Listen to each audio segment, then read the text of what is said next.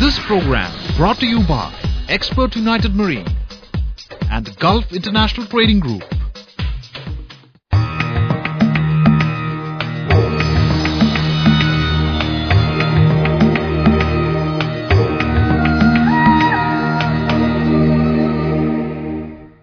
Nature is beautiful when life is an art in every form.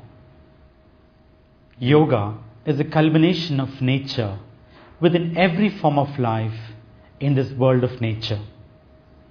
Welcome all of you to the body and the mind. Welcome back to the show. Yeah, thank you.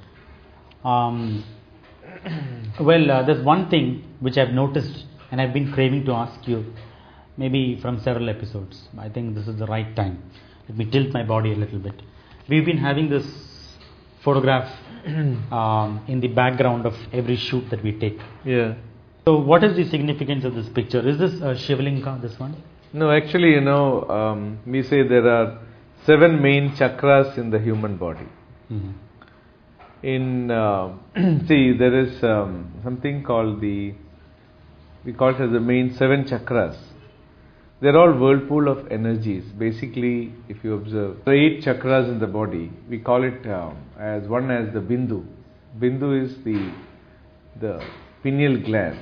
We have seen these people having this hair, little hair, that plays actually seat of the pineal gland. And the other 7 chakras are called the Sahasrara chakra.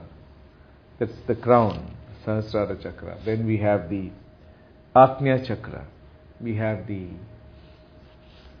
Vishuddhi chakra, Anahata, Manipura, Swadhisthana and Mooladhara chakra.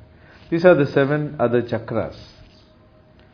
These chakras are nothing but whirlpool of energies. Like for example, in modern medical science we call it as sympathetic and parasympathetic nerves.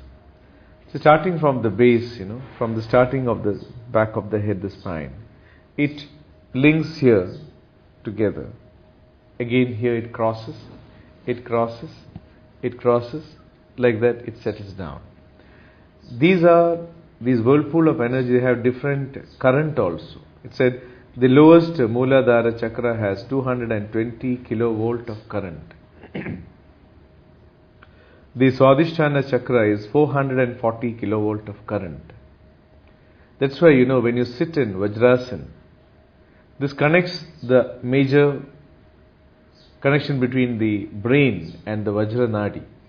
That's the 2 main nadis are connected. The system operates beautifully, channelizes the energies beautifully. And when we do namas or when we sit in Vajrasana, all these are in Vajrasana postures. Automatically the 2 main nadis are connected. So your lower part of the body also becomes strong. Swadhisthana chakra. Third is called the Manipura chakra. Manipura chakra is something having 110 kilovolt of current. Whatever you eat is all digested. This is called 60 kilovolt of current heart.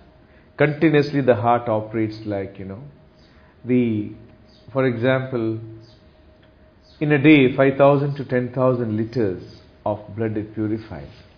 And almost 1 lakh times the heart beats, 60 kilovolt of current. Then we have the Vishuddhi chakra, which is again 110 kilovolt of current. We have the Agnya, 220 kilovolt, and this is 1000 kilovolt of current. So Sahasrara chakra is basically the 1000 kilovolt of current. And each chakra has its own impact on the physical, emotional, and mental state of the personality. So as a person starts evolving in his consciousness, from the base of the Mooladhara to the Swadhisthana, the energy flow starts arising to a higher consciousness. So a person who has attained the highest of consciousness, understanding the essence of knowledge, mature to wisdom, we say it is in the highest of Sahasrara chakra. So this is basically the emblem or the picture that you see is called the Sahasrara chakra. In the Sahasrara chakra, if you see, there is something called like a orange color seating, if you can see. orange color itself depicts or symbolifies the color of the flame. And flame means light, and light is knowledge.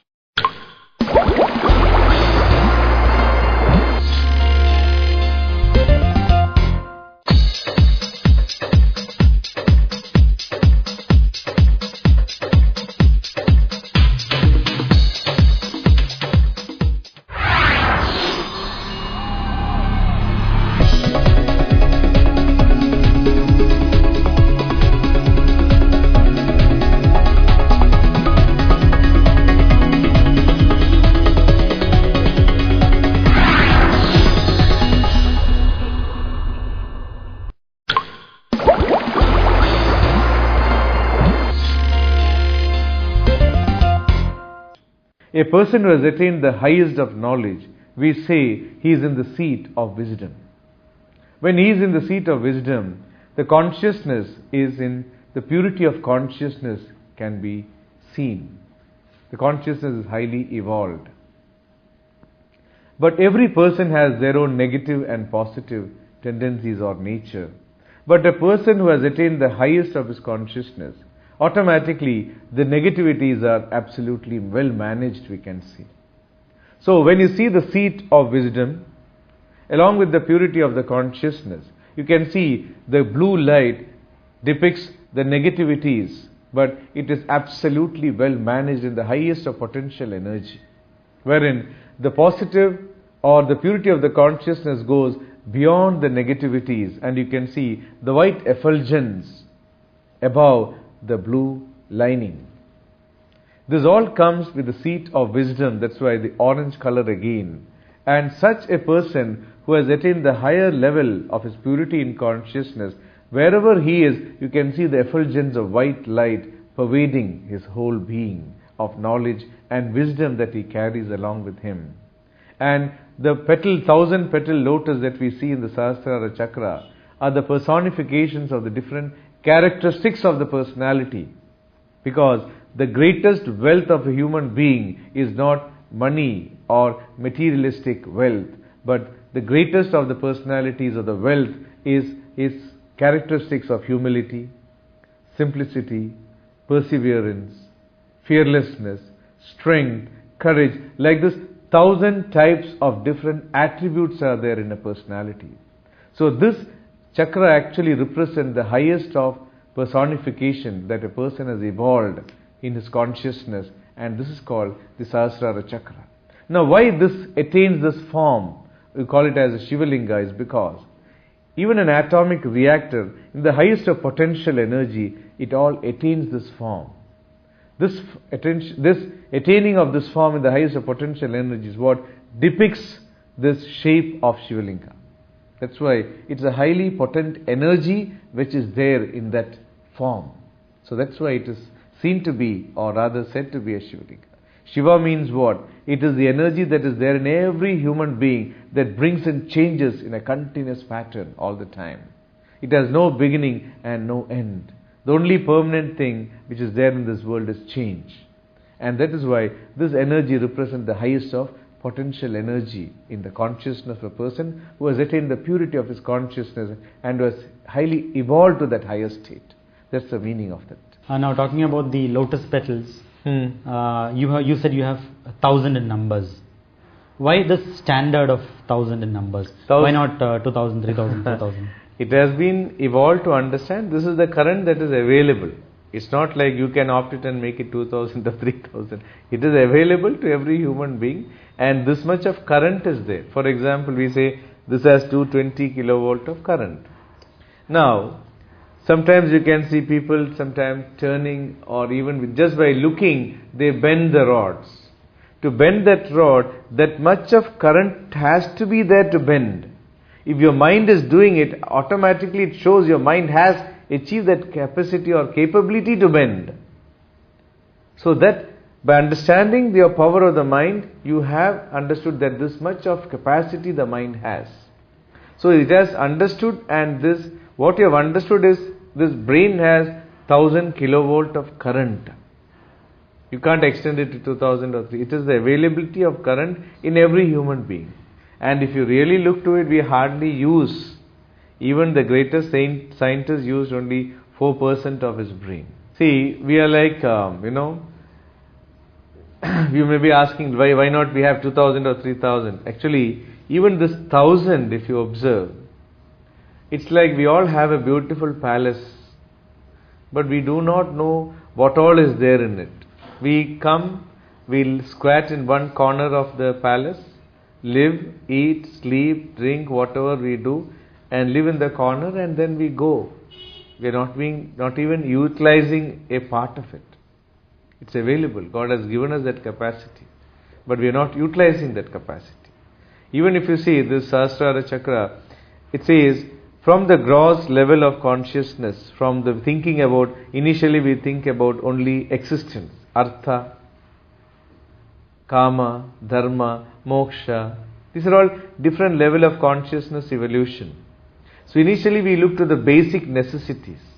Once the basic necessities are achieved, we want to experience or enjoy those materialistic things. So I find happiness in that. Then I look to attaining more and more of it. Then I want to do charity. Then even after charity also I don't find happiness. So where is this happiness? So an evolution of consciousness happens in every human being at every point of time according to his awareness and alertness that he is witnessing what all he is doing. Mm-hmm. So this evolution is what takes him to the highest state of his Sahasrara Chakra. So once the individual consciousness has evolved to a higher state and merged with universal consciousness, he is equivalent to that higher reality. And that higher reality level is the power that we see in Sahasrara Chakra. So it's a unique higher level of the state of that person which is embedded or symbolified. This is a question which I'm asking out of curiosity. When you see a God photograph or something like that, you have a ray of light encircled behind that personality, be it a God or some heavenly body or angel or something like that. You have a globe sort of, a ray of light. What is that? Why is it so? Actually, in every human being, it's not only for particular people or persons or saints. This is called the bioplasmic body, which is there for every human being. It's almost 3 meters in diameter. See, for example, sometimes you're walking down the road. You would not have looked back, but you feel someone is coming. When his aura body touches your aura body, a stream of vibrations touches your physical body, wherein you experience and you turn back. Sometimes before getting a cold or a fever, you say, I feel feverish. Fever has not entered the physical body. So this aura body is existent in everyone. But as the person evolves in his consciousness, more heat, light, electricity, magnetism starts generating in the physical body.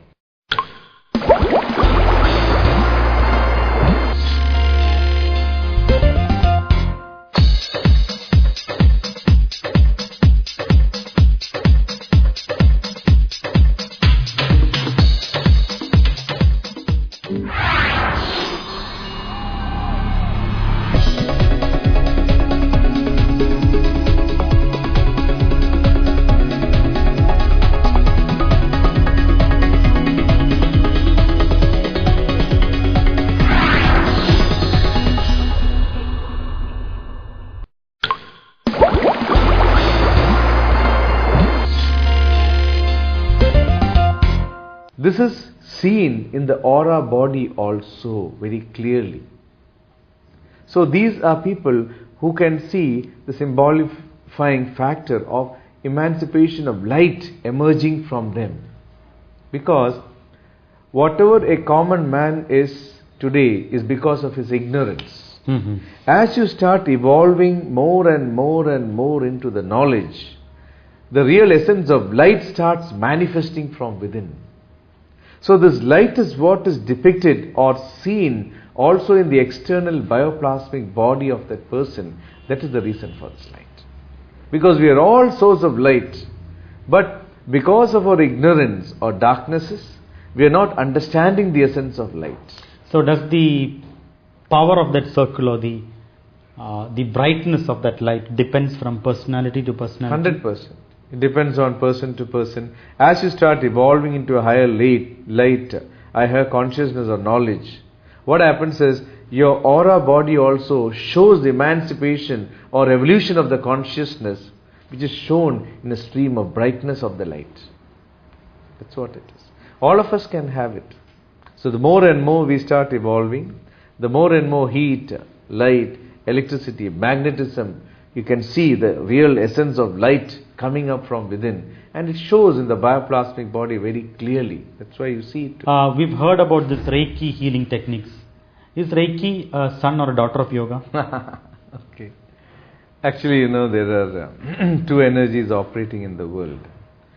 We call it as the mother and father. Two healing energies are always there. These two energies are the manifestation which you see in every aspects of life. These two energies are what gives the substratum of everything in the world. So these two healing energies we call Rekhi as the mother and Panic as the father. Rekhi is very soothing energy, long lasting. Panic is immediate, powerful and effective. So these are the two types of energies which is already there in the world. Only nowadays or later, like people came to understand about these healing energies more and more. They started experimenting it. And those people who really took interest to learn more and more about it, they started telling in separate thing as this is pranic energy, this is Rekhi and all those things. These are all there in this world all the time. It was the knowledge of the people that has made them understand and now been able to utilize it. So the more popularity it gained out of the practices, now we are able to understand it as Rekhi and Panic. These are always there, it has always been there, it is there, it will be there till the world exists. It's not an invention. It's not an invention. It's always there in this. Even whenever you have a pain, you keep your hand on the knees and just give the healing energies. It will relax you, it will give you everything.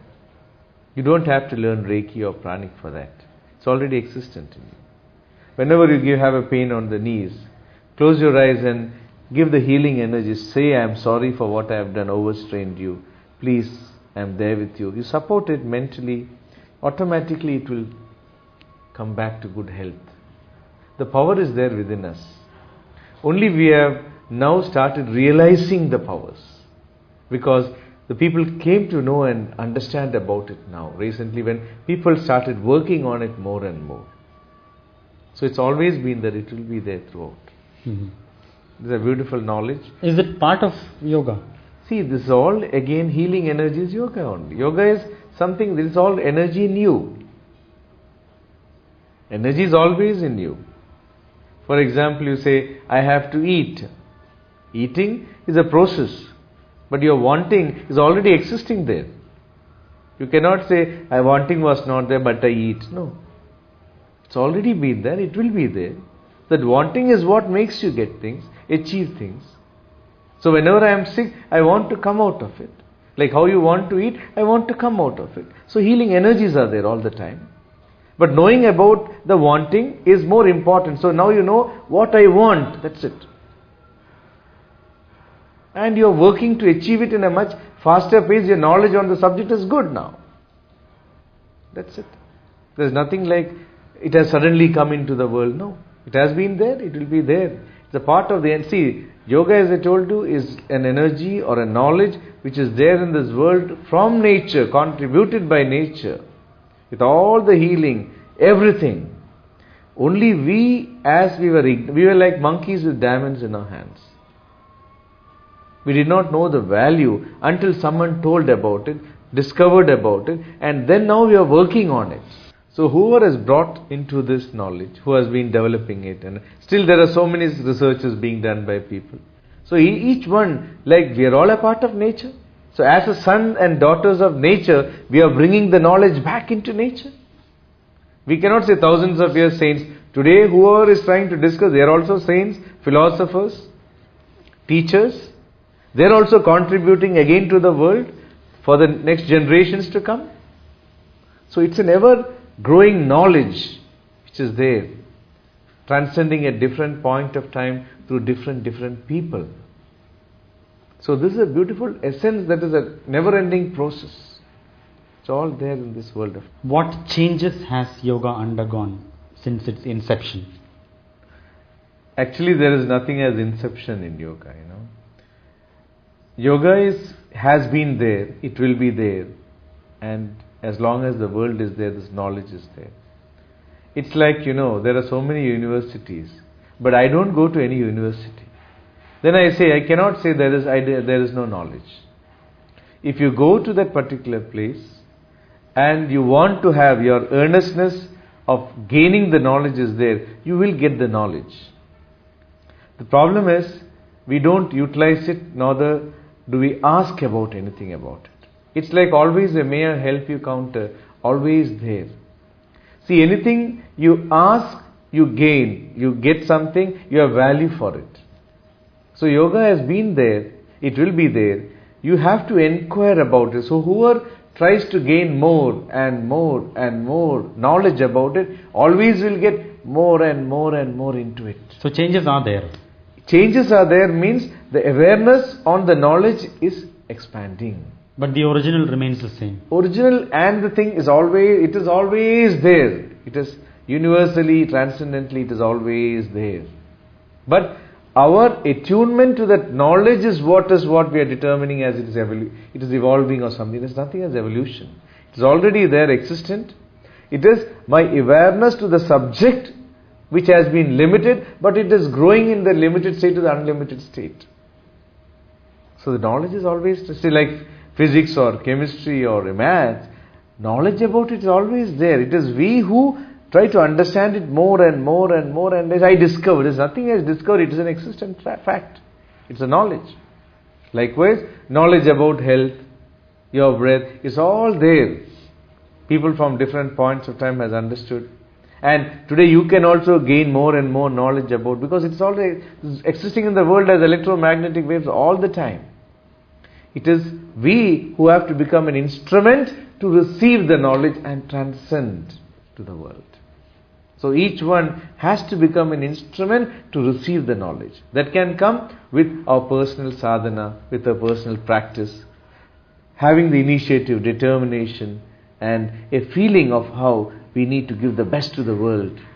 Automatically things starts manifesting, because whenever we do something for ourselves, we become very tired. But whenever we are doing something for others, there's always immense energy to them. Why? Because God do not come in His form. He comes through people in various forms.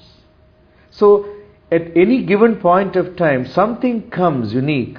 It is because you have the cosmic knowledge coming into you because of your looking to give to the world. So you become an instrument in the hands of God. Naturally, the knowledge starts coming from within all the time. I hope you enjoyed this episode, because it was informative information in this episode. But in the coming episodes, you'll find more and more and more on yoga. And this will be available only on Marine Biz TV, same time. Thank you and goodbye for watching us.